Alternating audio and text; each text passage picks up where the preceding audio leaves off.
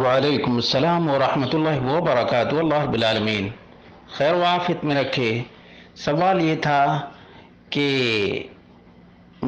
بڑی مقدار میں زمزم کا پانی حاجی کے لیے یا معتمر کے لیے لے جانا تو بہت مشکل ہے، اور بہت سے لوگوں کو تقسیم کرنا رہتا ہے، تو کیا زمزم کے پانی کو پینے کے پانی میں ملا سکتے ہیں؟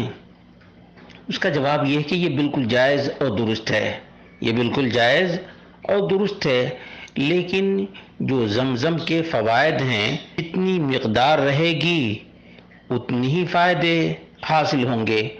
اس لیے شرعی نقطہ نظر سے زمزم کے پانی کو عام پینے کے پانی میں ملانے میں کوئی حرج کی بات نہیں ہے۔